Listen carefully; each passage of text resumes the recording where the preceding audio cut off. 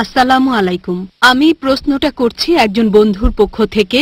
ও একজন হিন্দু, ওর নাম হচ্ছে সচিন, আর ও পেশায় একজন অভিনেতা। ওর প্রশ্নটা হলো এই যে মুসলিম মহিলাদের কবরস্থানে যাওয়ার অনুমতি নেই কেন, আর যদি মহিলাদের কবরস্থানে যাওয়ার অনুমতি নাই থাকে তার মধ্যে কি দরগাও পড়বে? বোন, আপনি প্রশ্ন করলেন যে মুসলিম মহিলাদের কবরস্থানে যাওয়ার অনুমতি নেই কেন। এই সম্পর্কে হাদিস আছে সহিহ বুখারীতে, সেখানে নবী বলেছেন তিনি মহিলাদের কবরস্থানে যেতে বাধা দিয়েছেন। কারণ হতে পারে অনেক, যেমন হয়তো তারা বেশি আবেগপ্রবণ, তারা হয়তো মানুষের মৃত্যুটা সহজভাবে মেনে নিতে পারবে না, এটা একটা কারণ। এছাড়াও আরো বেশ কিছু জায়গায় আমাদের নবী বলেছেন এই মহিলারা অনুমতি পাবে না তাদের কাজের কারণে। তার মানে কবরস্থানে যেতে বাধা দিয়েছেন তাদের কাজের জন্য। এই হচ্ছে কারণ যে মুসলিম মহিলারা কেন কবরস্থানে যেতে পারবে না। যদিও কিছু বিশেষজ্ঞ আছেন যারা বলেন যে কিছু হাদিসে উল্লেখ আছে যে নবী কয়েকজন মহিলাকে অনুমতি দিয়েছিলেন পরিস্থিতির উপর নির্ভর করে।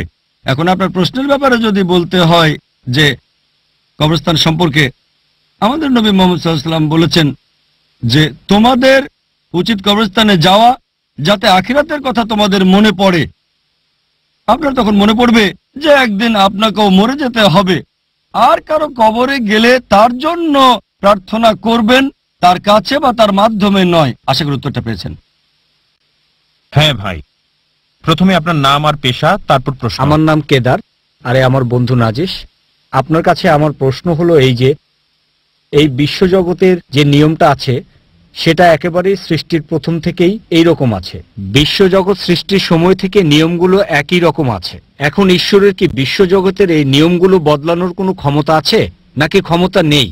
ঈশ্বর কেন বিশ্বজগতের এই নিয়ম কানুনগুলো কখনো বদলাননি? ঈশ্বরের যদি এই নিয়মগুলো বদলানোর ক্ষমতা না থাকে তাহলে তাকে ঈশ্বর বলবো কেন? ভাই, খুব সুন্দর প্রশ্ন করেছেন যে বিশ্বজগতের যে নিয়ম সেটা সৃষ্টির প্রথম থেকে একই রকম আছে।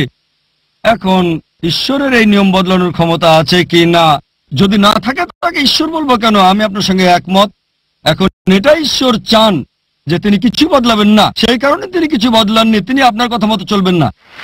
এখন আল্লাহ চান যে তিনি কিছু বদলাবেন না, আপনি চাচ্ছেন তিনি যেন বদলান, আল্লাহ আপনাকে মানবেন কেন?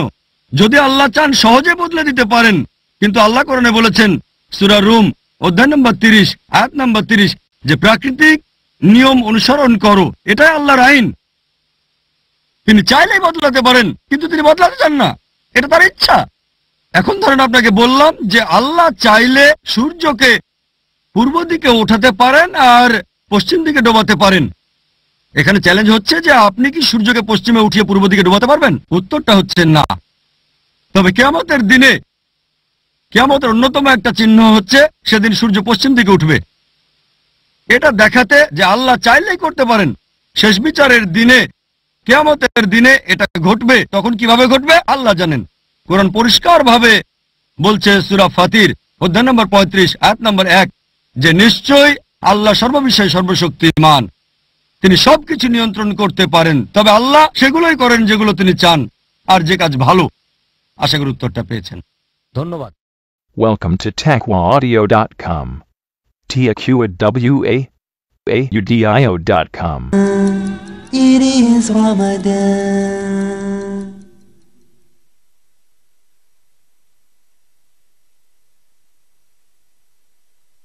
প্রিয় মুসলিম এবং অমুসলিম ভাই ও বোনেরা, আসসালামু আলাইকুম ওয়া রাহমাতুল্লাহি ওয়া বারাকাতুহু। আমাদের স্রষ্টা মহান আল্লাহ তাআলার দয়া, শান্তি ও রহমত আপনাদের সবার উপরে বর্ষিত হোক। এই অনুষ্ঠানে স্বাগতম। Ramzan a date with doctor Zakir. আমি আপনাদের হোস্ট ইউসুফ চেম্বার্স। আর আজকে আমাদের অনুষ্ঠানে আলোচনার টপিক রমজান, পবিত্র কোরআনের মাস, পর্ব 1। আসসালামু আলাইকুম। ওয়ালাইকুম আসসালাম ওয়া রাহমাতুল্লাহি ওয়া বারাকাতুহু। রমজান, পবিত্র কোরআনের মাস, এই টপিকটাও খুব গুরুত্বপূর্ণ। আর আজকের এই পর্বে আপনার কাছে আমার প্রথম প্রশ্ন, যথারীতি এই প্রশ্নটাও হলো একটা শব্দের সংজ্ঞা নিয়ে। আপনি কি ব্যাখ্যা করে বলবেন যাতে আমাদের অমুসলিম দর্শকদেরও বুঝতে সুবিধা হয়? যে আরবি শব্দ কোরআন এর অর্থটা আসলে কি? আলহামদুলিল্লাহ ওয়াসসালাতু ওয়াসসালাম আলা রাসূলিল্লাহ ওয়া আলা আলিহি ওয়া সাহবিহি আজমাইন আম্মা বাদ আউযু বিল্লাহি মিনাশ শাইতানির রাজীম বিসমিল্লাহির রহমানির রহিম রব্বি ইশরাহ লি সাদরি ওয়া ইয়াসসির লি আমরি ওয়াহলুল উকদাতাম মিন লিসানি ইয়াফকাহু কাওলি।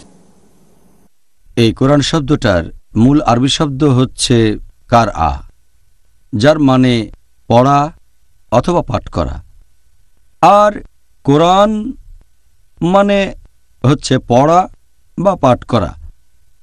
পবিত্র কোরআন হচ্ছে সর্বশেষ ও চূড়ান্ত আসমানি কিতাব, আল্লাহ সুবহানাহু ওয়া তাআলার ওহী।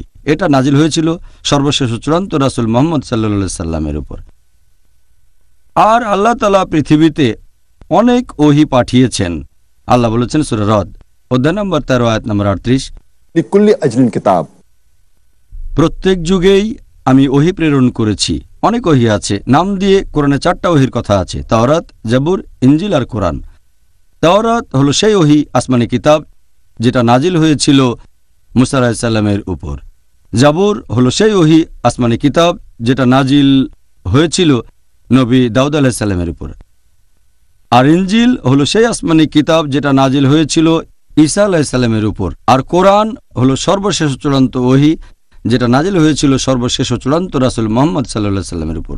তাহলে যদি ওল্ড টেস্টামেন্ট আর নিউ টেস্টামেন্টের মতো ব্যাপার থাকে, পবিত্র কোরআন হচ্ছে লাস্ট টেস্টামেন্ট, তাহলে কোরআন হচ্ছে আল্লাহর ওহী, এটা আসমানি কিতাব।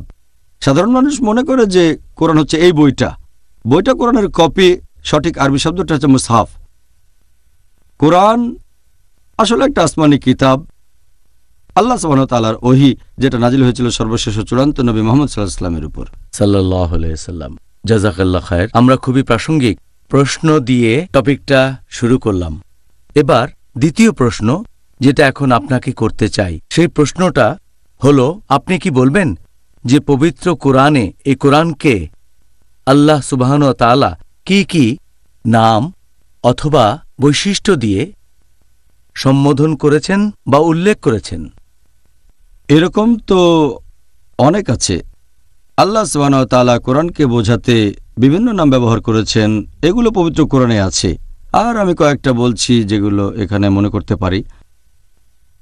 আল্লাহ এই পবিত্র কোরআনকে বলেছেন ফুরকান, সঠিক আর বেঠিক বিচারের মানদণ্ড।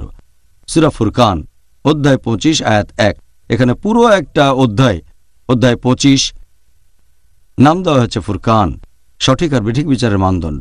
এছাড়াও সূরা বাকারা অধ্যায় 2 আয়াত 185-তে ফুরকান শব্দ ব্যবহার হয়েছে। আল্লাহ সুবহানাহু ওয়া তাআলা এছাড়াও পবিত্র কোরআনকে বলেছেন তানজিল, তার মানে আসমানি কিতাব। সূরা শুরা অধ্যায় 26 আয়াত 192। এছাড়াও কোরআনকে বলা হয়েছে জিকির অর্থাৎ বাণী। সূরা আম্বিয়া অধ্যায় 21 আয়াত 50। পবিত্র কোরআনকে আরও বলা হয়েছে কিতাব অর্থাৎ বই। কিতাবের একটা মানে বই, এছাড়াও হতে পারে ওহী আসমানি কিতাব। সূরা ইউসুফ অধ্যায় 12 আয়াত 1। পবিত্র কোরআনকে বলা হয়েছে নূর অর্থাৎ আলো, আছে সূরা নিসা অধ্যায় 4 আয়াত 174। এছাড়াও কোরআনকে বলা হয়েছে হুদা মানে নির্দেশনা, সূরা বাকারা অধ্যায় 2 আয়াত 2। এছাড়াও সূরা বাকারা অধ্যায় 2 আয়াত 185। পবিত্র কোরআনকে বলা হয়েছে রাহমা মানে আশীর্বাদ, আছে সূরা লুকমানে অধ্যায় 31 আয়াত 3। এছাড়াও পবিত্র কোরআনকে বলা হয়েছে মাজিদ অর্থাৎ মহান, আছে সূরা বুরুজ অধ্যায় 85 আয়াত 21। কোরআনকে বলা হয়েছে মুবারক মানে আশীর্বাদ, আছে সূরা সাদ অধ্যায় 38 আয়াত 29। এছাড়াও কোরআনকে বলা হয়েছে বাশির মানে সুসংবাদ, সূরা ফুসিলাত অধ্যায় 41 আয়াত 4। কোরআনকে বলা হয়েছে নাদির মানে সতর্কবাণী, সূরা ফুসিলাত অধ্যায় 41 আয়াত 4। পবিত্র কোরআনকে বলা হয়েছে কালামুল্লাহ মানে আল্লাহর বাণী, সূরা তাওবা অধ্যায় 9 আয়াত 6। এছাড়াও পবিত্র কোরআনকে বলা হয়েছে মাওয়াজা তার মানে উপদেশ, সূরা আলে ইমরান অধ্যায় 3 আয়াত 138। পবিত্র কোরআনকে বলা হয়েছে শিফা মানে আরোগ্য, আছে সূরা ইসরা অধ্যায় 17 আয়াত 82। এছাড়াও পবিত্র কোরআনকে বলা হয়েছে মুবিন মানে যেটা সহজবোধ্য, আছে সূরা ইউসুফে অধ্যায় 12 আয়াত 1। এই হচ্ছে পবিত্র কোরআনের বেশ কিছু নাম যেগুলো আল্লাহ তাআলা পবিত্র কোরআনে উল্লেখ করেছেন। সুবহানাল্লাহ, আপনি কি গুনে দেখেছেন? মনে হচ্ছে অনেক নাম। আসলে এরকম অনেক নাম আছে। আমি যদি আর একটু চিন্তা করি তাহলে আরো কয়েকটা বলতে পারবো। আর এই সবগুলো নামই নির্দেশ করছে পবিত্র কোরআনকে। সুবহানাল্লাহ, আলহামদুলিল্লাহ। ডক্টর জাকির, এবারে পবিত্র রমজান মাসের প্রেক্ষাপট থেকে আপনাকে প্রশ্ন করি, পবিত্র কোরআনের সাথে এই রহমতের মাস রমজানের সম্পর্কটা আসলে কি? পবিত্র কোরআনের সাথে এই রমজান মাসের একটা বিশেষ সম্পর্ক আছে। আল্লাহ কোরআনে বলেছেন সূরা বাকারা অধ্যায় নম্বর 2 আয়াত নম্বর 185, শাহরু রমজান আল্লাযী উনজিলা ফীহিল কুরআন হুদাল লিন-নাস ওয়া বায়িনাতি মিনাল হুদা ওয়াল ফুরকান। অর্থাৎ এই রমজান মাসে পবিত্র কোরআন নাজিল হয়েছে সমগ্র মানবজাতির পথের দিশারি রূপে, সৎপথের স্পষ্ট নিদর্শন ও সত্য মিথ্যার পার্থক্যকারী রূপে। সুতরাং তোমাদের মধ্যে যারা এই মাস পাবে তারা রোজা রাখবে। তাহলে এই রমজান মাসে আমাদের পবিত্র কোরআন নাজিল হয়েছিল পুরো মানবজাতির পথের দিশারি হিসেবে। আর আমাদের প্রিয় নবী মুহাম্মদ সাল্লাল্লাহু আলাইহি ওয়াসাল্লাম বলেছেন, এটা আছে সহিহ বুখারীতে খণ্ড নম্বর 1 বুক অব রেভেলেশন হাদিস নম্বর 6, যে ফেরেশতা জিবরাইল রমজান মাসের প্রত্যেক রাতেই নবীর কাছে আসতেন এবং তাকে কোরআন পড়ে শোনাতেন আর পড়াতেন। তাহলে এটা বিশেষ মাস যে ফেরেশতা জিবরাইল তিনি রমজান মাসের প্রত্যেক রাতে আসতেন আর নবীকে এই কোরআন পড়াতেন। এই মাসে পবিত্র কোরআন নাজিল হয়েছিল পুরো মানবজাতির পথের দিশারি হিসেবে। আলহামদুলিল্লাহ। সেজন্য রমজানকে বলা হয় পবিত্র কোরআনের মাস। এই মাসটা সব মানুষের জন্যই গুরুত্বপূর্ণ, শুধু মুসলিমদের জন্য না। ডক্টর জাকির, আপনি কি পিস টিভির দর্শকদের এই সর্বশেষ ও চূড়ান্ত কিতাব পবিত্র কোরআন পড়ার নিয়মকানুন সম্পর্কে কিছু বলবেন? পবিত্র কোরআন পাঠ করার বেশ কিছু নিয়মকানুন আছে। 1 নম্বর হচ্ছে, যখন কোরআন পাঠ করবেন এটা হবে শুধুমাত্র আল্লাহ তাআলার জন্য, শুধু তার রহমতের আশায়। 2 নম্বর, এটা হলে ভালো যে কোরআন পাঠ করার সময় আপনি থাকবেন ওযু করা অবস্থায়। 3 নম্বর, যে জায়গায় কোরআন রেখে পাঠ করছেন সেটা পরিষ্কার হবে। 4 নম্বর, সময়টা হবে খুব ভালো সময়। 5 নম্বর, এটা করলে ভালো হয় যদি কিবলার দিকে মুখ করে কোরআন পাঠ করেন, করলে ভালো তবে আবশ্যক না। 6 নম্বর, আপনার নিয়ত আর আপনার মনোযোগটা থাকবে কোরআনের প্রতি, কোরআন পাঠ করার দিকে মনোযোগ দেবেন। 7 নম্বর, পাঠ করবেন তার তিল অনুযায়ী, ধীরে সুর করে পড়বেন। 8 নম্বর, তাজউইদ সঠিক হতে হবে, মাখারিজ উচ্চারণ হবে সুন্দর। 9 নম্বর, কোরআন পড়বেন বিনয়ের সাথে। যখন পবিত্র কোরআন পাঠ করবেন সেটা করবেন বিনয় আর নম্রতার সাথে। 10 নম্বর, যখন কোরআন পাঠ করবেন তেলাওয়াত করবেন তখন যদি কোরআনের কোনো আয়াতে আল্লাহ তাআলার ক্রোধ অথবা আল্লাহ তাআলার শাস্তি সম্পর্কে বলা হয়, আমরা আল্লাহর কাছে আশ্রয় চাইব। আর যদি কোনো আয়াতে বলা হয় আল্লাহর রহমত এবং বেহেশতের কথা, তখন আল্লাহ সুবহানাহু ওয়া তাআলার কাছে তার রহমত চাইবেন, তার দয়া চাইবেন। আর যদি কোরআন পড়তে গিয়ে তখন কোনো আয়াত আসে যেটা সেজদা তেলাওয়াত, যেসব আয়াতে আমাদের সেজদা দিতে হবে, সে সময় কোরআন পাঠ বন্ধ করে দিয়ে আমরা সিজদায় যাব যত তাড়াতাড়ি সম্ভব। এছাড়াও কিছু আয়াত, এগুলো যতবার রিপিট করবেন ততই আপনার জন্য ভালো। আর এছাড়াও আমরা চেষ্টা করব পবিত্র কোরআনের যতগুলো আয়াত পারে মুখস্থ করব। আর একটা গুরুত্বপূর্ণ ব্যাপার, যেটা একটা ফরজ, অন্য সবগুলো করলে ভালো, যেটা হচ্ছে পবিত্র কোরআন পাঠের আগে শয়তান থেকে রক্ষা পাওয়ার জন্য আল্লাহর কাছে আশ্রয় প্রার্থনা করব। আল্লাহ পবিত্র কোরআনে বলেছেন সূরা নাহল অধ্যায় নম্বর 16 আয়াত 98, যে কোরআন পাঠ করার আগে বলো আউযু বিল্লাহি মিনাশ শাইতানির রাজিম, যে আমি আল্লাহর কাছে আশ্রয় নিচ্ছি অভিশপ্ত শয়তান থেকে। আর আপনি যদি একেবারে প্রথম থেকে কোনো সূরা পড়েন, আপনি তাহলে সূরার প্রথম আয়াতটা দিয়ে পড়া শুরু করবেন, যে বিসমিল্লাহির রহমানির রহিম, দয়াময় পরম দয়ালু আল্লাহর নামে শুরু করছি। কারণ কোরআনের প্রত্যেকটা সূরা শুরু হয়েছে এই ফর্মুলায়, বিসমিল্লাহির রহমানির রহিম, দয়াময় পরম দয়ালু আল্লাহর নামে শুরু করছি, শুধু সূরা তাওবা বাদে অধ্যায় নম্বর 9। ভাই ও বোনেরা, দেখা হবে এখন একটা ছোট্ট বিরতি। TaqwaAudio.com. Please visit our website for authentic Islamic lectures in Bangla. প্রিয় মুসলিম এবং অমুসলিম ভাই ও বোনেরা, আসসালামু আলাইকুম।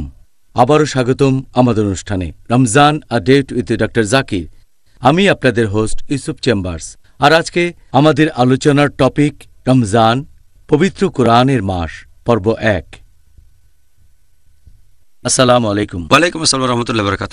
এবারে পরের প্রশ্ন, আপনি কি দর্শকদের এটা বলবেন যে এই রহমতের মাস রমজানে আমরা যদি পাঠ করি পবিত্র কোরআন, যে বইটা দিয়ে সঠিক আর বেঠিকের পার্থক্য করা হয়, সেটা পাঠ করলে কি কি উপকারিতা পাবো?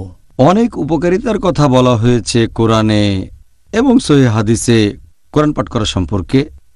একটা হাদিস আছে সহিহ বুখারীতে, খণ্ড নম্বর 3, বুক অব ফাস্টিং, হাদিস নম্বর 1902, যে নবী মুহাম্মদ সাল্লাল্লাহু আলাইহি সাল্লাম ছিলেন সবচেয়ে উদার হৃদয় মানুষ, আর পবিত্র রমজান মাসে তিনি উদারতার সর্বোচ্চ সীমায় থাকতেন এবং ফেরেশতা জিব্রাইল প্রতি রাতে আসতেন, নবীকে কোরআন পড়ে শোনাতেন আর পড়াতেন, এবং তাঁর উদারতা প্রচণ্ড বেগে বয়ে চলা প্রবল বাতাসের চেয়েও শক্তিশালী ছিল।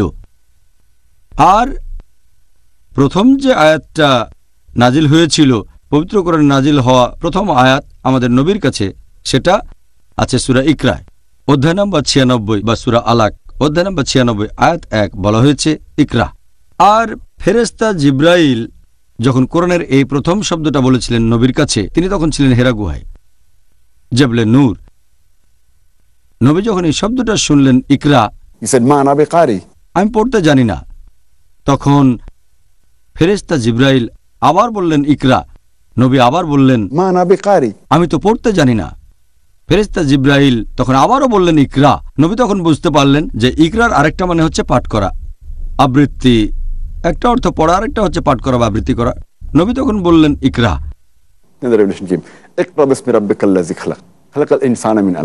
পড়ো, পাঠ করো তোমার প্রতিপালকের নামে, যিনি সৃষ্টি করেছেন, যিনি মানুষকে সৃষ্টি করেছেন জোকের মতো ঝুলে থাকা বস্তু থেকে। তাহলে পাঠ করা গুরুত্বপূর্ণ, তবে প্রতিপালকের নামে পাঠ করা আরও বেশি গুরুত্বপূর্ণ। আর এই পবিত্র কিতাব পাঠ করলে অনেক উপকারিতা আছে। আমাদের প্রিয় নবী বলেছেন, এই হাদিসটা আছে তিরমিজিতে, হাদিস নাম্বার 2910। সেখানে আমাদের প্রিয় নবী বলেছেন যে তোমরা আল্লাহর এই কিতাবের যতগুলো অক্ষর পাঠ করবে এই পবিত্র কোরআন থেকে, সেজন্য রহমত পাবে। আর প্রত্যেক রহমত সেটার সমান হচ্ছে 10টা হাসানাত, 10টা আশীর্বাদ। আল্লাহর এই কিতাব পাঠ করলে প্রত্যেক অক্ষরের জন্য পুরস্কার পাবে, প্রত্যেক পুরস্কার সমান 10 হাসানাত। আর আলিফ লাম মিম, এটা একটা অক্ষর না, আলিফ একটা অক্ষর, লাম একটা অক্ষর, মিম আর একটা অক্ষর, তাহলে 10 যোগ 10 যোগ 10, আপনি 30টা আশীর্বাদ পাবেন যদি বলেন আলিফ লাম মিম। আর আমাদের প্রিয় নবী বলেছেন, এটা আছে সহিহ বুখারীতে, খণ্ড নম্বর 6, হাদিস নাম্বার 5027। নবী বলেছেন, খায়রাকুম মান তাআল্লামাল কুরআনা ওয়া আল্লামাহু, তোমাদের মধ্যে সবচেয়ে সেরা হলো সে যে কোরআন পাঠ করে আর অন্যদের শেখায়, যে নিজে কোরআন শেখে আর অন্যকে শেখায়। তার মানে কোরআন শেখা এবং অন্যকে শেখানো দুটোই যথেষ্ট গুরুত্বপূর্ণ। আমাদের প্রিয় নবী মুহাম্মদ সাল্লাল্লাহু আলাইহি ওয়াসাল্লাম বলেছেন, এটা আছে সহিহ মুসলিমে, খণ্ড নম্বর 2, বুক অব সালাহ, হাদিস নাম্বার 1757, যে পবিত্র কোরআন পাঠ করলে সেটা সেই লোকের মধ্যস্থতাকারী হিসেবে রোজ কিয়ামতের দিন কাজ করবে। কোরআন আপনার মধ্যস্থতাকারী হবে রোজ কিয়ামতের দিনে, শেষ বিচারের দিনে। এছাড়া আরও একটা সহিহ হাদিস আছে মুসনাদ আহমদে, খণ্ড নম্বর 2, হাদিস নম্বর 6625, বলা হয়েছে যে রোজা এবং কোরআন মধ্যস্থতাকারী হিসেবে কাজ করবে রোজ কিয়ামতের দিনে, শেষ বিচারের দিনে। আর রোজা তখন আল্লাহকে বলবে যে এই লোক আমার কারণে বিরত থেকেছে পানাহার থেকে আর আকাঙ্ক্ষা থেকে, তাই আমি এর পক্ষে মধ্যস্থতা করছি। আর কোরআন তখন বলবে যে এই লোক আমার জন্য নিদ্রা ত্যাগ করেছে, তাই আমি এর পক্ষে মধ্যস্থতা করব শেষ বিচারের দিনে। তাহলে কোরআন শেষ বিচারের দিনে মধ্যস্থতাকারী হিসেবে কাজ করবে। পবিত্র কোরআনের সূরা আবাসা অধ্যায় নম্বর 80 আয়াত 34 থেকে 37 বলা হয়েছে যে সেই দিন, রোজ কিয়ামতের দিন, তার মানে শেষ বিচারের দিনে, সেই দিন মানুষ পলায়ন করবে তার ভাই হতে। সে তখন চিন্তা করবে না তার মা অথবা বাবাকে নিয়ে, অথবা স্ত্রী বা সন্তান নিয়ে। সে চিন্তা করবে না তার বাবা, তার মা, ভাই বা স্ত্রী বা সন্তানের কথা। সে তখন নিজেকে নিয়ে এত বেশি চিন্তিত থাকবে যে সে তখন অন্য মানুষকে নিয়ে চিন্তা করতে পারবে না। এটা হবে রোজ কিয়ামতের দিনে, পুনরুত্থানের দিবসে। প্রত্যেকে শুধু নিজেকে নিয়ে চিন্তা করবে, আর কোরআন কাজ করবে মধ্যস্থতাকারী হিসেবে। এটা আছে সহিহ বুখারীতে, খণ্ড নম্বর 6, হাদিস নম্বর 5011। একজন সাহাবা কোরআন পাঠ করছিলেন, ঘোড়া বাঁধা আছে দুটো রশিতে। তখন সাহাবা দেখলেন মেঘ নেমে আসলো, আর ঘোড়াটা খুব ভয় পেয়ে গেল। সাহাবা পরে নবীর কাছে গেলেন। নবী বললেন, জানো কি ঘটেছে? তিনি বললেন, না, ফেরেশতাগণ নেমে এসেছিলেন তোমার কোরআন পাঠ শোনার জন্য। আরেকটা হাদিস সহিহ বুখারীতে, খণ্ড নম্বর 6, হাদিস নাম্বার 5018 বলা হয়েছে, এক সাহাবা কোরআন পাঠ করছেন, তখন দেখলেন যে একটা মেঘ নেমে আসলো, সেখানে অনেক আলো জ্বলছে। তিনি বাইরে এসে ব্যাপারটা দেখলেন, তারপর নবীর কাছে গেলেন। আর নবী বললেন, তুমি কি জানো সেটা কি ছিল? তারপর নবী বললেন, ওই মেঘে করে ফেরেশতাগণ নেমে এসেছিলেন তোমার কোরআন পাঠ শোনার জন্য। যদি তুমি পড়ে যেতে, তারা সেখানে থাকতেন ভোর পর্যন্ত, লোকজন সেটা দেখতে পেত, তারপরে তারা মিলিয়ে যেতেন। আরও একটা হাদিস আছে সহিহ মুসলিমে, খণ্ড নম্বর 2, বুক অব সালাহ, হাদিস নাম্বার 1757। যদি দুটো সূরা পড়ো, তার মানে সূরা বাকারা এবং সূরা আলে ইমরান, তাহলে নেমে আসবে দুটো মেঘ বা দুটো চাঁদোয়া অথবা দুটো পাখির ঝাঁক, তোমার মধ্যস্থতাকারী হবে। এছাড়া আরও একটা হাদিস আছে সহিহ মুসলিমে, হাদিস নাম্বার 6518। আমাদের নবী মুহাম্মদ সাল্লাল্লাহু আলাইহি ওয়াসাল্লাম বলেছেন যে যদি কেউ আল্লাহর ঘরে পবিত্র কোরআন পাঠ করে, মানে মসজিদে, যখন লোকজন আসে আল্লাহ তাআলার ঘরে মসজিদে, যখন তারা কোরআন পাঠ করে, আর যদি তারা কোরআন শেখে এবং অন্যদের শেখায়, তাহলে তাদের জন্য থাকবে প্রশান্তি, তারা থাকবে শান্ত, আর ফেরেশতাগণ নেমে আসবেন এবং তাদের জন্য আশীর্বাদ করবেন। আরও একটা হাদিস আছে সহিহ বুখারীতে, খণ্ড 6, হাদিস নাম্বার 4474।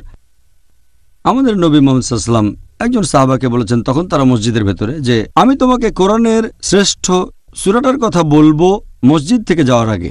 কিছুক্ষণ পরে নবী যখন মসজিদ থেকে বেরিয়ে যাচ্ছেন, সাহাবা মনে করিয়ে দিলেন, পবিত্র কোরআনের কোন সূরাটা সবচেয়ে সেরা, সেটাকে আমাকে বলবেন। নবী বললেন, আলহামদুলিল্লাহি রাব্বিল আলামিন, তার মানে সূরা ফাতিহা, কোরআনের এই 7টা আয়াত। আরও একটা হাদিস আছে সহিহ বুখারীতে, খণ্ড 6, হাদিস নাম্বার 5009। আমাদের নবী মুহাম্মদ সাল্লাল্লাহু আলাইহি ওয়াসাল্লাম বলেছেন যে যদি কেউ সূরা বাকারার শেষ 2 আয়াত পাঠ করে রাতের বেলায়, সে নিরাপদে থাকবে। প্রিয় নবী মুহাম্মদ সাল্লাল্লাহু আলাইহি ওয়াসাল্লাম বলেছেন, আছে সহিহ মুসলিমে, খণ্ড নম্বর 2, বুক অব সালাহ, হাদিস নাম্বার 1766। নবী বলেছেন, যদি কেউ সূরা কাহফের প্রথম 10টা আয়াত মুখস্থ করে, সে তাহলে দাজ্জাল থেকে নিরাপদে থাকবে।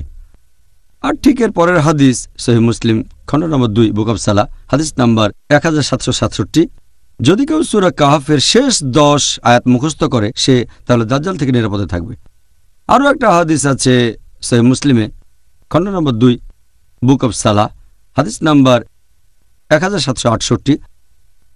আমাদের প্রিয় নবী মুহাম্মদ সাল্লাল্লাহু আলাইহি ওয়াসাল্লাম বলেছেন যে, হে আবু মঞ্জির, তুমি কি জানো পবিত্র কোরআনের সবচেয়ে শ্রেষ্ঠ আয়াত কোনটা? তিনি বললেন যে আল্লাহর রাসূল সবচেয়ে ভালো জানেন। নবী আবার প্রশ্ন করলেন, হে আবু মঞ্জির, তুমি কি জানো পবিত্র কোরআনের সবচেয়ে শ্রেষ্ঠ আয়াত কোনটা? নবী তারপর পড়া শুরু করলেন আয়াতুল কুরসি। আল্লাহু লা ইলাহা ইল্লাল হাইয়ুল কাইয়্যুম লা তাখুযুহু সিনাতুন ওয়া লা নাওম। তারপর নবী বললেন, কোরআনের জ্ঞান নিয়ে তুমি আরও তৃপ্তিকর হবে। কোরআনের সবচেয়ে শ্রেষ্ঠ আয়াত আয়াতুল কুরসি। সূরা বাকারা অধ্যায় নম্বর 2 আয়াত 255। আর এটা আছে সহিহ মুসলিমে খণ্ড নম্বর 2 বুক অফ সালাহ হাদিস নাম্বার 1774। নবী বলেছেন যে দুটো সূরা নাজিল করা হয়েছে যেগুলো আগে কেউ দেখেনি অথবা শোনেনি। আর সূরা দুটো হচ্ছে সূরা ফালাক এবং সূরা নাস। আমি আশ্রয় চাচ্ছি উষার স্রষ্টার কাছে। কুল আউযু বিরাব্বিল ফালাক আর কুল আউযু বিরাব্বিন নাস। বলো আমি আশ্রয় চাচ্ছি মানুষের প্রতিপালকের কাছে। এই দুটো সূরা হচ্ছে মুআদাতাইন, আর আপনাকে রক্ষা করবে শয়তান থেকে। এই হচ্ছে পবিত্র কোরআন পড়া বা পাঠ করার কিছু উপকারিতা। এছাড়াও পবিত্র কোরআনে আরো অনেক আয়াত আছে, অনেক সহিহ হাদিস আছে যেখানে কোরআন পাঠের উপকারিতার কথা বলা হয়েছে। আলহামদুলিল্লাহ। আলহামদুলিল্লাহ। ভাই ও বোনেরা, দেখা হবে এখন একটা ছোট্ট বিরতি। আসসালামু আলাইকুম। TaqwaAudio.com. Please visit our website for authentic Islamic lectures in Bangla. প্রিয় মুসলিম এবং অমুসলিম ভাই ও বোনেরা, আসসালামু আলাইকুম। আবারও স্বাগতম আমাদের অনুষ্ঠানে Ramzan a date with doctor Zakir. আমি আপনাদের হোস্ট ইউসুফ চেম্বার্স। আর আজকে আমাদের আলোচনার টপিক রমজান, পবিত্র কোরআনের মাস, পর্ব 1। আসসালামু আলাইকুম। ওয়ালাইকুম আসসালাম ওয়া রাহমাতুল্লাহি ওয়া বারাকাতুহু।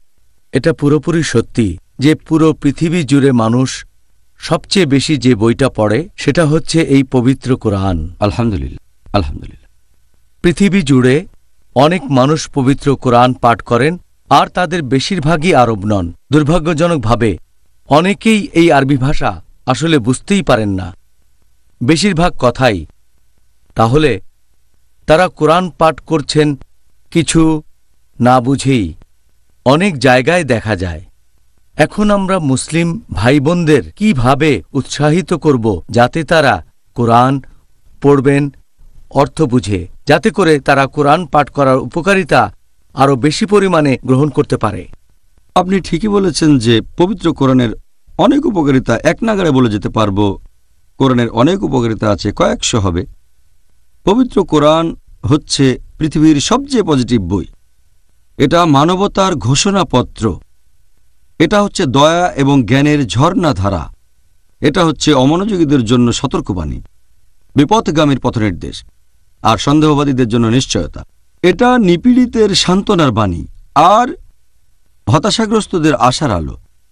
এটা কিভাবে সম্ভব যে কোরআনের উপকারিতাগুলো পাব যদি আমরা কোরআন না পড়ি, যদি কোরআনের অর্থ না বুঝি, যদি আয়াতগুলো নিয়ে চিন্তাভাবনা না করি, যদি কোরআনের আয়াতগুলো জীবনে প্রয়োগ না করি, সেগুলো প্র্যাকটিস না করি?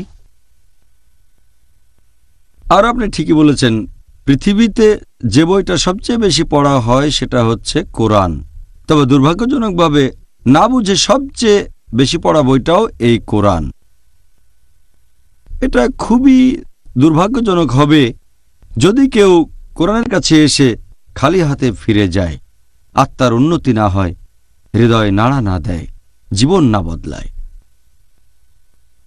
উপকারিতা পেতে গেলে কোরআন পাঠের পাশাপাশি এটাও আবশ্যিক যে কথাগুলো বুঝতে পারবেন।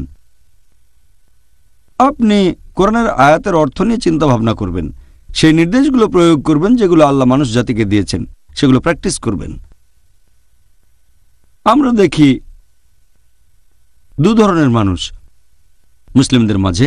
কিছু লোক মনে করে শুধু কোরআন পড়াটাই যথেষ্ট, আবার অনেকে মনে করে পাঠ করা গুরুত্বপূর্ণ না, অর্থটাই গুরুত্বপূর্ণ। আল্লাহ পবিত্র কোরআনে বলেছেন সূরা নিসা অধ্যায় নম্বর 4 আয়াত নম্বর 171, লা তাগলু ফি দীনিকুম। তোমরা দিনের ব্যাপারে বাড়াবাড়ি করো না। কোরআন পাঠ করলে উপকারিতা পাবেন, তবে অর্থ বুঝলে আরো কয়েক গুণ বেশি উপকারিতা পাবেন। আল্লাহ কোরআনে বলেছেন সূরা আনকাবুত অধ্যায় নম্বর 29 আয়াত নম্বর 45, আল্লাহ বলেছেন, আবৃত্তি করো কিতাব থেকে যা তোমার প্রতি প্রত্যাদেশ করা হয়েছে। তার মানে কোরআনের আয়াতগুলো পাঠ করতে হবে। উতলু মা উইয়া ইলাইকা মিনাল কিতাবি। আবৃত্তি করো কিতাব থেকে যা তোমার প্রতি প্রত্যাদেশ করা হয়। আল্লাহ আরও বলেছেন সূরা বাকারা অধ্যায় নম্বর 2 আয়াত নম্বর 242, এটা কোরআনে বেশ কয়েকবার আছে। লাল্লাকুম তাকিলুন। তারা কি বুঝতে পারে না? তার মানে এই বইয়ের কথা আপনি বুঝতে পারবেন। আর এটাও খুব গুরুত্বপূর্ণ যে আমরা বইটার কথাগুলোর অর্থ বুঝব, পাঠ করব, তার পাশাপাশি এর অর্থ বুঝব। কোরআন পাঠ করলে আপনি অনেক উপকার পাবেন, এ ব্যাপারে আগে বলেছি। আমাদের প্রিয় নবী বলেছেন, এই সহিহ হাদিসটা আছে তিরমিজিতে, হাদিস নাম্বার 2910, যে আল্লাহ তাআলার কিতাব কোরআন পাঠ করলে প্রত্যেক অক্ষরের জন্য তুমি পুরস্কার পাবে। প্রত্যেক পুরস্কারে থাকবে 10টা আশীর্বাদ। আর আলিফ লাম মিম একটা অক্ষর না, আলিফ একটা অক্ষর, লাম একটা অক্ষর, মিম আরেকটা অক্ষর। যদি বলেন আলিফ লাম মিম, তাহলে পাবেন 10 10 10 30 সওয়াব। তাহলে কোরআন পাঠের সওয়াব পাবেন। কোরআন পাঠ করলে আপনি আশীর্বাদ পাবেন।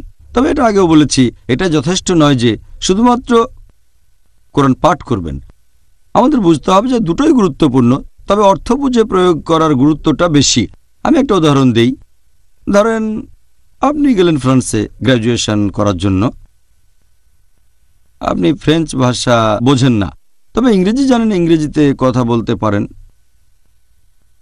যখন ক্লাস করতে গেলেন আপনি প্রত্যেক দিন নামের পাশে মার্ক পি, তার মানে প্রেজেন্ট। তারপর যখন পরীক্ষা দিতে বসলেন আপনি কিন্তু টিচারের একটা কথা বুঝতে পারেননি। যখন পরীক্ষা দিতে বসলেন আপনি প্রশ্নপত্র পেলেন, যেহেতু অক্ষরগুলো কাছাকাছি তাই দু একটা হয়তো আপনি চিনতে পারেন, তবে কিছুই বুঝবেন না। এখন এই পরীক্ষাতেও আপনি পাচ্ছেন পি। পি মানে পাশ করা না, পি মানে প্রেজেন্ট। এটা বলছে আপনি পরীক্ষায় উপস্থিত ছিলেন, তবে এতে পাশ করবেন না। সেজন্য যদি আপনি বেহেশতে যেতে চান, কোরআন পাঠের পাশাপাশি এটাও গুরুত্বপূর্ণ যে আমরা বুঝবো আল্লাহ আমাদের কি নির্দেশ দিয়েছেন।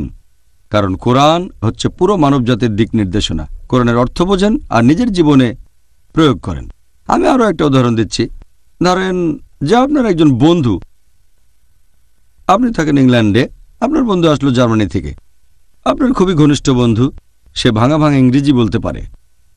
তারপর সে জার্মান ফিরে গিয়ে আপনাকে একটা চিঠি লিখলো জার্মান ভাষায়, যেটা আপনি বোঝেন না। তাহলে আপনার ঘনিষ্ঠ বন্ধু আপনাকে একটা চিঠি লিখলো জার্মান ভাষায়, সেটা বুঝতে পারছেন না আপনি তখন এমন কারো কাছে যাবেন যে জার্মান ভাষা জানে, চিঠিটা অনুবাদ করে নেবেন, কারণ আপনি জানতে চাচ্ছেন যে আপনার বন্ধু চিঠিতে কি লিখেছে আপনাকে।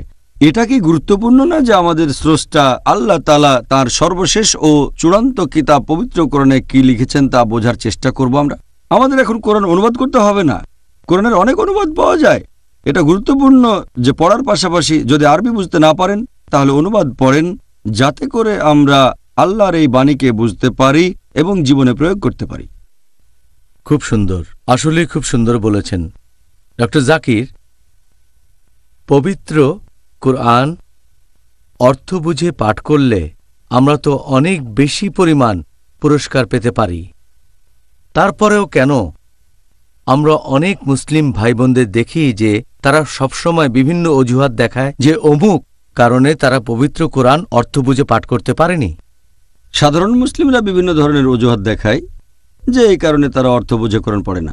সবচেয়ে কমন যেটা, যে বেশিরভাগ মুসলিম আরবি ভাষা জানে না। আপনি হয়তো জানেন যে পৃথিবীর 1/5 বেশি মানুষ, 20% বেশি মানুষ, পৃথিবীর প্রায় 150 কোটি মানুষ, মোট 630 কোটির ভেতরে এরা হচ্ছে মুসলিম। তবে এদের মধ্যে 80%-এরও বেশি আরবি ভাষা বুঝতে পারে না। মুসলিমদের মধ্যে আনুমানিক 15%-এর মতো হচ্ছে আরব, সামান্য কয়েকজন নন আরব তারা আরবি ভাষা জানেন। তাহলে মুসলিমদের মধ্যে 80%-এরও বেশি মানুষ আরবি ভাষা জানে না। সবচেয়ে কমন অজুহাত হচ্ছে আমরা আরবিতে কথা বলতে বা বুঝতে পারি না। এখন প্রত্যেকটা মানুষ অন্তত পক্ষে 2 বা 3টা ভাষা জানে, কেউ 3টা জানে, কেউ 4টা জানে, আবার কেউ ভাষাবিদ। তবে যখন কোনো শিশু জন্মায় সে তখন কোনো ভাষাই জানে না, তবে সে তার মায়ের ভাষা শেখে পরিবারের সবার সাথে কথা বলার জন্য। সে তার নিজের এলাকার ভাষা শেখে যাতে কথা বলতে পারে বন্ধুদের সাথে। সেই ভাষা শেখে যে ভাষায় লেখাপড়া করে। প্রত্যেক মানুষ অন্ততপক্ষে 2 বা 3টা ভাষা জানে। এটা কি গুরুত্বপূর্ণ নয় যে আমরা সেই ভাষা শিখব যে ভাষায় সর্বশেষ ও চূড়ান্ত কিতাব পাঠিয়েছেন আমাদের স্রষ্টা আল্লাহ সুবহানাহু ওয়া তাআলা? অনেক লোক বলে যে নতুন একটা ভাষা শেখা খুব কঠিন যখন বয়স বেড়ে যায়। তবে ভালো কাজের জন্য বয়স কখনো বাধা হয়ে দাঁড়ায় না। এ কথায় আমার ডক্টর মরিস বুকাইলির কথা মনে পড়ে গেল। ডক্টর মরিস বুকাইলি একজন ফ্রেঞ্চ, তাকে দেওয়া হয়েছিল ফ্রেঞ্চ একাডেমি অ্যাওয়ার্ড মেডিসিনের ক্ষেত্রে। তিনি পরীক্ষা করেছিলেন একটা মমি ফারাও মেরনেফটা, তার সমাধি ছিল ভ্যালি অফ কিংসে। তিনি যখন মিশরে গেলেন পরীক্ষা নিরীক্ষা করার জন্য, সেখানে একজন মুসলিম বলল, তোমরা মমি পেয়েছো, এতে অবাক হওয়ার কিছু নেই। কথা কোরআনে বলা আছে সূরা ইউনূস অধ্যায় নম্বর 10 আয়াত 92 যে আল্লাহ তাআলা ফেরাউনের দেহ রক্ষা করবেন পরবর্তীকালের জন্য নিদর্শন হিসেবে। বুকাইলি অবাক হলেন যে এত পুরনো বইতে কিভাবে এমন কথা থাকতে পারে, যেগুলো জানলাম কিছুদিন আগে যে ফেরাউনের দেহ রক্ষা করা হবে। এরপরে তিনি পবিত্র কোরআনের অনুবাদ পড়লেন, আর কোরআনের অনুবাদ পড়ে তিনি এতটাই মুগ্ধ হলেন যে সরাসরি আরবিতে পবিত্র কোরআন পড়তে চাইলেন। তারপর আরবি ভাষা শিখলেন তিনি। তখন তার বয়স 50। চিন্তা করেন, একজন অমুসলিম আরবি ভাষা শিখছেন যাতে কোরআন বুঝতে পারেন ভালোভাবে। তারপর তিনি একটা বই লিখলেন, বাইবেল, কোরআন ও বিজ্ঞান। খুব বিখ্যাত একটা বই। বয়স কখনো বাধা হয় না নতুন কোনো ভাষা শেখার ক্ষেত্রে। তবে এটাও সত্যি যে সবার আগ্রহ ডক্টর মরিস বুকাইলির মতো তীব্র না। আব্দুল মজিদ দরিয়াবাদীর মত অনুযায়ী তিনি বলেছেন, যে বইটা অনুবাদ করা সবচেয়ে কঠিন সেটা হচ্ছে কোরআন। এই বই অনুবাদ করা সবচেয়ে কঠিন, কারণ পবিত্র কোরআনের ভাষা এটা খুব বিশুদ্ধ, অতিক্রম করা যায় না, ধরাছোঁয়ার বাইরে, সবার উপরে। এটা মহান, খুবই পবিত্র। আর অনেক সময় দেখবেন একটা আরবি শব্দ তার অর্থ অনেকগুলো। পবিত্র কোরআনের একটা আয়াত হয়তো অনেকভাবেই সেটার বিভিন্ন অর্থ করা যায়। সাধারণ মানুষ পড়লে এক দৃষ্টিভঙ্গি, বিজ্ঞানী দেখবে আরেক দৃষ্টিভঙ্গিতে। এখন এটাই হলো পবিত্র কোরআনের সৌন্দর্য। তাই আরবিতে পড়া সবচেয়ে ভালো। তবে যারা আরবি ভাষায় কথা বলতে বা বুঝতে পারে না, আলহামদুলিল্লাহ অনেক শেখ আছেন, অনেক আলেম আছেন, অনেক বিশেষজ্ঞ যারা পৃথিবীর বিভিন্ন প্রধান ভাষায় পবিত্র কোরআনের অনুবাদ করেছেন। বিশেষজ্ঞগণ পৃথিবীর বেশিরভাগ প্রধান ভাষাতেই কোরআনের অনুবাদ করেছেন। যদি আরবি ভাষা বুঝতে না পারেন তাহলে সে ভাষায় কোরআন পড়েন যে ভাষাটা আপনি সবচেয়ে ভালো বোঝেন। যদি ইংরেজি ভালো বোঝেন ইংরেজি অনুবাদ পড়েন, যদি ফ্রেঞ্চ বোঝেন তাহলে ফ্রেঞ্চ পড়েন, জার্মান বুঝলে জার্মান পড়েন, বাংলা বুঝলে বাংলাতে পড়েন। সেই ভাষাতেই পড়েন যেটা সবচেয়ে ভালো বোঝেন। এটা গুরুত্বপূর্ণ যে সেই ভাষায় কোরআন পড়ব যেটা সবচেয়ে ভালো বুঝি। এটা কোনো অজুহাত না যে আরবি জানি না, সে ভাষায় পড়েন যেটা ভালো বোঝেন। আর আলহামদুলিল্লাহ পৃথিবীর বেশিরভাগ প্রধান ভাষায় আমরা পবিত্র কোরআনের অনুবাদ এখন পড়তে পারি। পবিত্র কোরআনের অনুবাদ পৃথিবীর বেশিরভাগ প্রধান ভাষাতে পাওয়া যাবে। এছাড়াও মুসলিমরা আরও অনেক অজুহাত দেয় যে তারা ব্যবসার কাজে ব্যস্ত থাকে, চাকরিতে অথবা লেখাপড়ায়, তাই পবিত্র কোরআনের অনুবাদ পড়তে পারে না।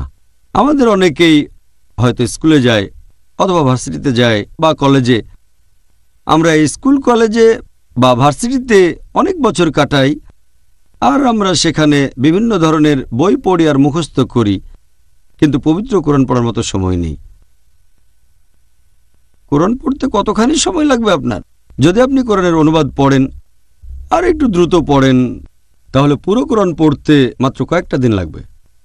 যদি আপনি প্রতিদিন কোরআনের এক পারা পড়েন তাহলে সময় লাগবে 1 মাস। তারপরও অজুহাত দেখায় হাতে সময় নেই। আপনি একটা সার্টিফিকেট পাবেন স্কুল অথবা কলেজ থেকে, সেটা দিয়ে এই দুনিয়ায় কাজ হতে পারে নাও পারে। অনেক মানুষ আছে যারা গ্র্যাজুয়েট কিন্তু বেকার। আর তারপর আখিরাতে যদি এই শিক্ষা আপনাকে আল্লাহর কাছাকাছি না নিয়ে যায় সেটা তাহলে আখিরাতে মূল্যহীন। পবিত্র কোরআন বলছে সূরা বাকারা অধ্যায় নম্বর 2 আয়াত 1 ও 2, আলিফ লাম মিম যালিকাল কিতাবু লা রাইবা ফিহি, যে আলিফ লাম মিম এটা সেই কিতাব, কোনো সন্দেহ নেই, আর এটা তাদের জন্য পথনির্দেশ যারা ঈমান আনে। এখানে নিশ্চিত করে বলা হয়েছে এটা আমাদের জন্য পথনির্দেশ, সাহায্য করবে এই দুনিয়ায়, এছাড়া সাহায্য করবে আখিরাতে। তাই মুসলিমদের জন্য এটা দরকার যে অর্থ বুঝে কোরআন পড়বে, আরবি না জানলে সেই ভাষায় পড়েন যেটা সবচেয়ে ভালো জানেন। আচ্ছা, তাহলে কোনো অজুহাত দেখানো যাবে না। ভাই ও বোনেরা, দেখা হবে এখন একটা ছোট্ট বিরতি। আসসালামু আলাইকুম। TechWaudio.com Please visit our website for authentic Islamic lectures in Bangla. প্রিয় মুসলিম এবং অমুসলিম ভাই ও বোনেরা, আসসালামু আলাইকুম। আবারও স্বাগতম আমাদের অনুষ্ঠানে Ramzan a date with doctor Zakir. আমি আপনাদের হোস্ট ইউসুফ চেম্বার্স। আর আজকে আমাদের আলোচনার টপিক রমজান, পবিত্র কোরআনের মাস, পর্ব 1। আসসালামু আলাইকুম। ওয়ালাইকুম আসসালাম রহমতুল্লাহ বরকাত। অনেক মুসলিম মনে করে যে শুধুমাত্র একজন আলেম অথবা বিশেষজ্ঞ তাদেরকে কোরআনের অর্থগুলো বলতে পারবেন আর তাদের সামনে কোরআন পাঠ করতে পারবেন। এই ধারণাটাকে কি সঠিক বলা যায়? আল্লাহ পবিত্র কোরআনে বলেছেন সূরা কামার অধ্যায় নম্বর 54, সব মিলিয়ে মোট 4 বার বলা হয়েছে এই একই সূরায়। সূরা কামার অধ্যায় নম্বর 54, আয়াত নম্বর 17, আয়াত নম্বর 22, আয়াত নম্বর 32, এছাড়াও আয়াত নম্বর 40। ওয়ালাকাদ ইয়াসসারনাল কুরআনা লিযিকরি ফাহাল মিন মুদ্দাকির। আমি কোরআনকে সহজ করে দিয়েছি উপদেশ গ্রহণের জন্য, অতএব উপদেশ গ্রহণকারী কি কেউ আছে? এখানে পবিত্র কোরআন বলছে এটা বোঝা সহজ আমাদের জন্য। আবার কিছু লোক বলে কোরআন শুধু বিশেষজ্ঞদের জন্য। কথাটা পরস্পর বিরোধী। তাদের কথা বিশ্বাস করবেন নাকি আল্লাহ সুবহানাহু ওয়া তাআলার কথা বিশ্বাস করবেন? আল্লাহ পবিত্র কোরআনে বলেছেন সূরা হিজর অধ্যায় নম্বর 15, আয়াত নম্বর 1, আলিফ লাম র। এগুলো আসমানি কিতাবের আয়াত যা সবকিছু পরিষ্কার করে। তার মানে এতে সবকিছু স্পষ্ট হয়, এতে করে একজন মানুষ সহজে বুঝতে পারে।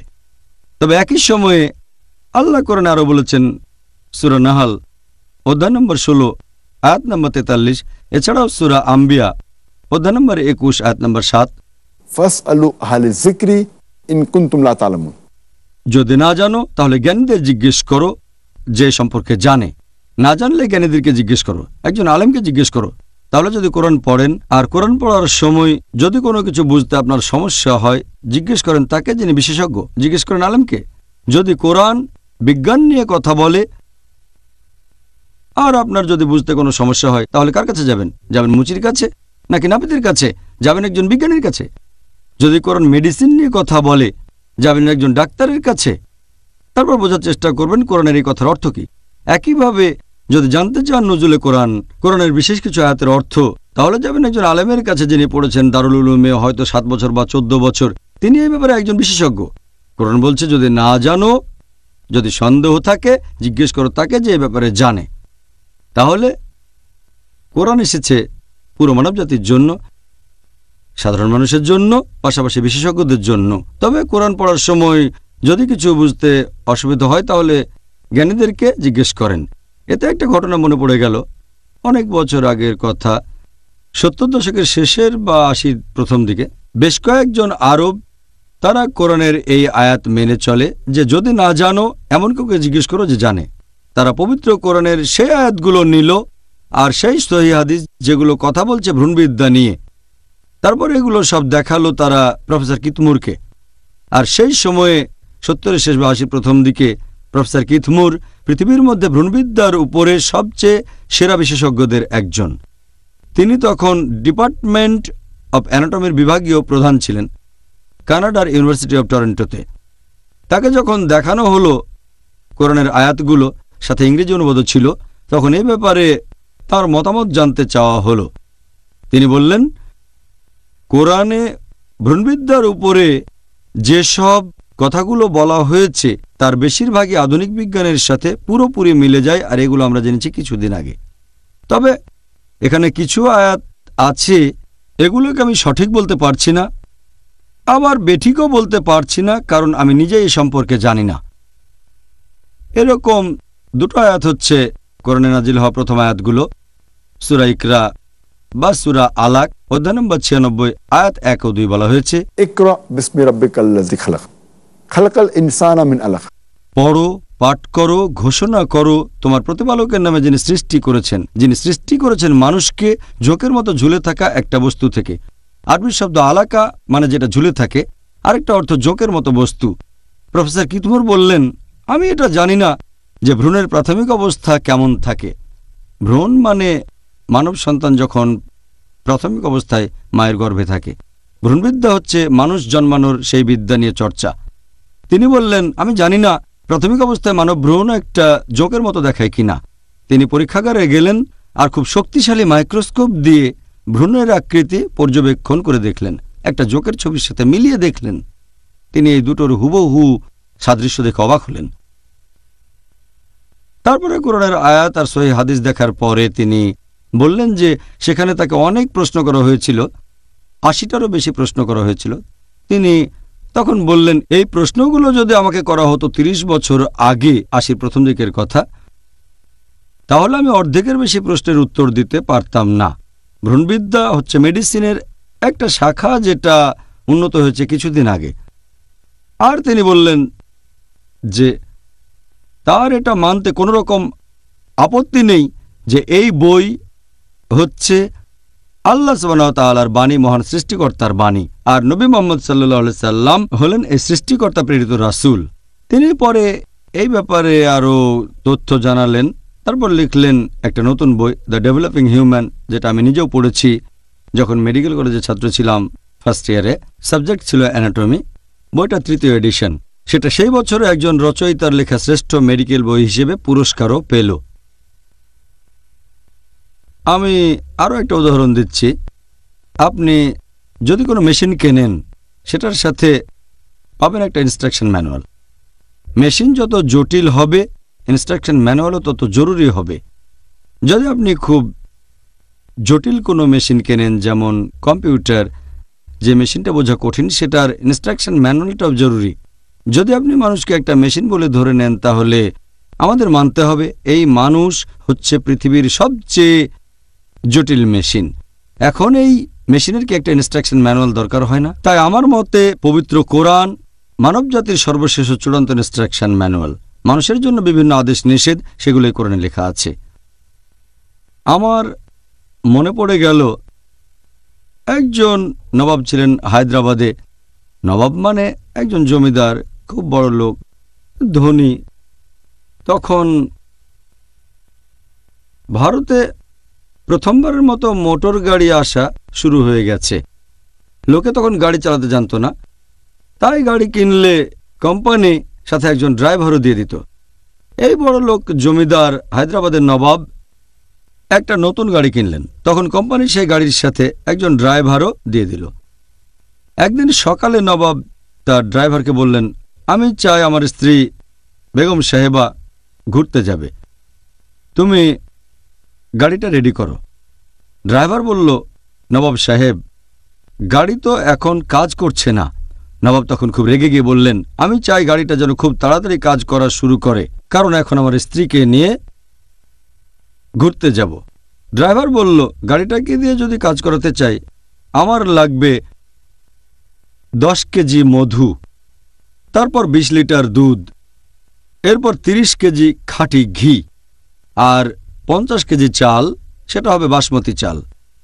তখন নবাব সাহেব তাকে দিলেন 10 কেজি মধু, 20 লিটার দুধ, 30 কেজি খাঁটি ঘি আর 50 কেজি বাসমতি চাল। ড্রাইভার সেগুলো নিয়ে তার স্ত্রীকে দিল। তার কয়েক মিনিট পরে গাড়িটা কাজ করা শুরু করলো। আমার প্রশ্ন হচ্ছে, ধরেন এখনকার আপনার ড্রাইভার বলল যে তার লাগবে 10 কেজি মধু, 20 লিটার দুধ, 30 কেজি খাঁটি ঘি, 50 কেজি বাসমতি চাল। আপনি কি করবেন তখন? যদি সে বলে গাড়ি চালাতে এই জিনিসগুলো লাগবে, তখন আপনি কি করবেন? তাকে চাকরি থেকে বাদ দিয়ে দেবেন। কারণ এখন গাড়ি মেরামত করতে না পারলেও আমরা অন্তত এটা জানি যে গাড়ি চালাতে মধু লাগে না দুধ, চাল, ঘি। গাড়ি চলে গ্যাসে অথবা পেট্রোল দিয়ে। আর সেজন্য আমরা হয়তো গাড়ি মেরামত করতে জানি না, তবে বেসিক মেকানিজমটা জানি। এখন প্রত্যেকের যদি কোরআন সম্পর্কে বেসিক ধারণা থাকে, তাহলে কেউ বোকা বানাতে পারবে না। তাই কোরআনের অর্থ বুঝতে হবে। গাড়ি নষ্ট হয়ে গেলে 1 বছর বা 6 মাস পরে তাহলে যাবেন মেকানিকের কাছে। কোরআন পড়তে গিয়ে যদি আপনার কোনো কিছু বুঝতে অসুবিধা হয়, তখন জিজ্ঞেস করবেন আপনি এমন কাউকে যিনি সে ব্যাপারে জানেন, তিনি আপনাকে বুঝিয়ে বলবেন কোরআনের কথাটার অর্থ কি। আরেকটা উদাহরণ দিচ্ছি। অনেক মানুষ এভাবে বলে যে কোরআন পড়া দরকার কি, এটার প্রয়োজন নেই, কোরআন পড়বেন শুধু যারা আলেম, সাধারণ মানুষ পড়বে না। তারা এভাবে যুক্তি দেখায় যে আপনার যদি থাকে লার্নার ড্রাইভিং লাইসেন্স, ভারতে বলা হয় কাচ্চা লাইসেন্স, লার্নার লাইসেন্স, আর যদি গাড়িটা নিয়ে কোথাও অ্যাক্সিডেন্ট করেন, পুলিশ তখন আপনাকে অল্প ফাইন করবে। কিন্তু যদি থাকে পার্মানেন্ট লাইসেন্স, স্থায়ী লাইসেন্স, তখন কোনো অ্যাক্সিডেন্ট করলে পুলিশ আপনাকে দ্বিগুণ ফাইন করবে। সেজন্য এটা করলে ভালো। কোরআন পড়া লাগবে না, কোরআনের অর্থ বোঝা লাগবে না। যদি তখন পাপ করেন আল্লাহ আপনাকে কম শাস্তি দেবেন। যদি আপনি কোরআন পড়েন, পবিত্র কোরআনের অর্থ বোঝেন, তারপর যদি কোনো পাপ করেন আল্লাহ আপনাকে দ্বিগুণ শাস্তি দেবেন। আমি বলি আচ্ছা, তর্কের খাতিরে আপনার কথা মানলাম। যদি কারো থাকে টেম্পোরারি লাইসেন্স, লার্নার লাইসেন্স, যদি থাকে কাঁচা লাইসেন্স, আর যদি অ্যাক্সিডেন্ট করে সে অর্ধেক শাস্তি পাবে। হয়তো তাকে ফাইন করা হবে 1000 টাকা। কিন্তু যদি কারো থাকে পার্মানেন্ট লাইসেন্স, স্থায়ী লাইসেন্স, আর যদি অ্যাক্সিডেন্ট করে ফাইন করা হবে দ্বিগুণ, হয়তো 2000 টাকা। তবে একটা ব্যাপার খেয়াল রাখবেন, যে লোকের আছে লার্নার লাইসেন্স আর যে সঠিক ড্রাইভিং শেখেনি, 1 বছরে সে হয়তো অ্যাক্সিডেন্ট করতে পারে সব মিলিয়ে 50 বার। কিন্তু যে লোক সঠিকভাবে ড্রাইভিং শিখেছে আর পার্মানেন্ট লাইসেন্স আছে, সে হয়তো 1 বছরে অ্যাক্সিডেন্ট করতে পারে মাত্র 1 বার। তাহলে যে লোক ড্রাইভিং শিখে পার্মানেন্ট লাইসেন্স নিয়েছে, সে হয়তো 1 বছরে অ্যাক্সিডেন্টের জন্য ফাইন দেবে মাত্র 2000 টাকা। কিন্তু যে লোকের আছে লার্নার লাইসেন্স, সে হয়তো মোট 50 বার অ্যাক্সিডেন্ট করবে আর 1 বছরে ফাইন দেবে 50,000 টাকা। তাই এটাই সবচেয়ে ভালো যে আপনি করবেন একটা পার্মানেন্ট লাইসেন্স। একইভাবে পবিত্র কোরআনের অর্থ বুঝে পড়েন, আল্লাহ সুবহানাহু ওয়া তাআলার নির্দেশগুলো আপনার জীবনে প্রয়োগ করেন, তাহলে আপনার পাপ আর ভুল করার সম্ভাবনা কম থাকবে। যদি অর্থ বুঝে পড়েন, বলবেন না যে কোরআন পড়বেন শুধুমাত্র আলেমগণ। প্রত্যেক মানুষেরই উচিত অর্থ বুঝে পবিত্র কোরআন পাঠ করা আর আল্লাহ তাআলার নির্দেশগুলো নিজের জীবনে প্রয়োগ করা। সর্বশেষ চূড়ান্ত আসমানি কিতাব যেটা নাজিল হয়েছিল সর্বশেষ চূড়ান্ত নবী মুহাম্মদ সাল্লাল্লাহু আলাইহি ওয়াসাল্লামের উপর। ভাই ও বোনেরা, ডক্টর নায়েকের উত্তরগুলো শুনে আমি যেমন মুগ্ধ, ঠিক তেমনি খুশি হয়েছি। যার টপিক ছিল রমজান, পবিত্র কুরআনের মাস। আশা করি আপনারাও অনুষ্ঠান দেখে আমার মতোই মুগ্ধ হয়েছেন। আজকে সবগুলি যুক্তি আর কারণ দেখলাম যে কেন আমরা কোরআন পড়ব, অর্থ বুঝে পাঠ করব আর পবিত্র কোরআনকে ভালোবাসব, কোরআনকে শ্রদ্ধা করব। আগামীকাল আবার দেখা হবে। পর্ব 2, পবিত্র রমজান, পবিত্র কোরআনের মাস। আসসালামু আলাইকুম ওয়া রাহমাতুল্লাহি ওয়া বারাকাতুহু। TaqwaAudio.com. Please visit our website for authentic Islamic lectures in Bangla.